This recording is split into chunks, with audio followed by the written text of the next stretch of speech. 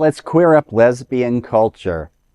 Lesbian Senator Baldwin endorses Harris as presidential campaign is kicked off in Wisconsin. Not since Hillary Clinton's 2016 presidential campaign has there been such a focus on an election cycle on women.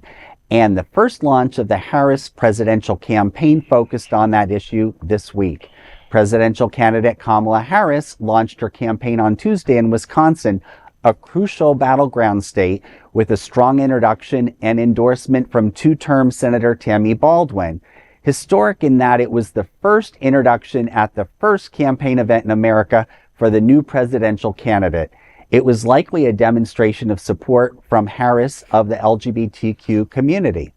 Addressing a packed high school gym in West Allis, Senator Baldwin declared, "I am so proud to support Kamala Harris for President of the United States." The rally came shortly after President Joe Biden's surprise announcement that he would not seek a second term, endorsing Harris as his successor. Baldwin and Harris both underscored the critical role of Wisconsin and how it will play in the upcoming election. Baldwin is running for a third term in the Senate against Trump-endorsed MAGA candidate Eric Hovde, a multi-millionaire who first sought the seat in 2012 but lost the primary to former Wisconsin Governor Thompson. Hovde considered a second run against Baldwin in 2018 but decided against it. The same happened for a potential run against Wisconsin Governor Tony Evers in 2022. Now Hovde has an endorsement from Trump. Being totally opposed to abortion, he desires to repeal the Affordable Care Act and supports banning trans athletes from sports. Since his initial Senate campaign, the far-right Republican has grown a statement-making mustache and taken up part-time residence in Orange County, California, where he runs Sunwest Bank. This has opened him up to carpetbagging accusations from Baldwin. Well, what do you think, folks? What can we say? Kamala Harris has a long history of support for the LGBTQ plus community, very long. So Tammy Baldwin's endorsement doesn't really come as much of a surprise. Come on, cheeseheads, get on board the Kamala train. Remember, the only orange things in your lives should be a brick of Wisconsin cheddar. I love that. Amen. Wow. Amen. I love this. I mean, Tammy Baldwin, who is a historic figure, one of the first, openly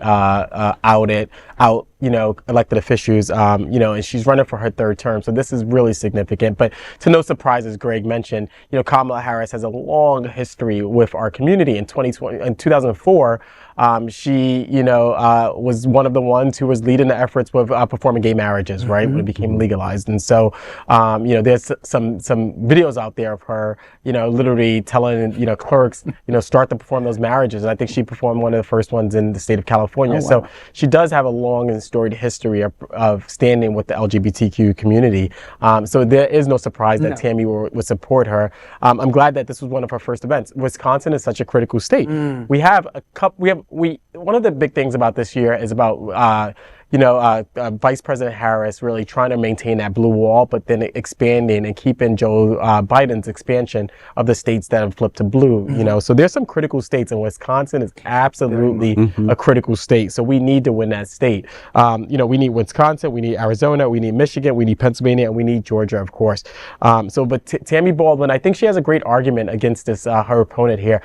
He does part-time living, California. He's running a major bank out there, so he is open. He's opened himself up to major criticisms of being this carpetbagger, which no one likes carpetbaggers, right? No one likes a candidate who does not actually live in their locality. So he is very, very open. But in terms of his rhetoric, I mean, he's trying to repeal a lot of the progress that our nation have made. And I think Tammy has to jump on the Kamala's bandwagon of saying that we're trying to move forward. We're not going backwards. And everything that he's doing, abortion again, right? Repealing the Affordable Care Act. How many times do we have to talk about that Affordable Affordable Care Act, right? I thought that was done already, right? Like, stop trying to repeal this. Like, it's helped so many Americans, right? So, banning trans athletes, right? So this is, it's going to be a critical battle for Tammy Baldwin, but I think she has a winning argument here, right? And she sticks with Kamala Harris campaign slogan of moving forward, and this is about liberty. This is about the future, right? Versus the past. The conservatives are litigating previous issues, right? And this was like 2 elections ago, right? And they're still with these same issues.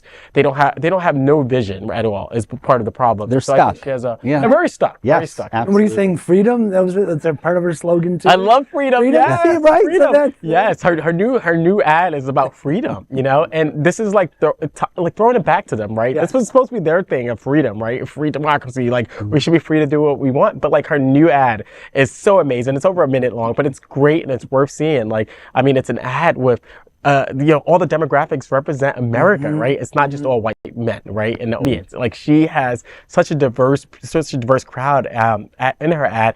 Also, one of the things about her new ad that's about freedom is that she has been able to garner crowds that Joe Biden hasn't. That's so critical. So exciting.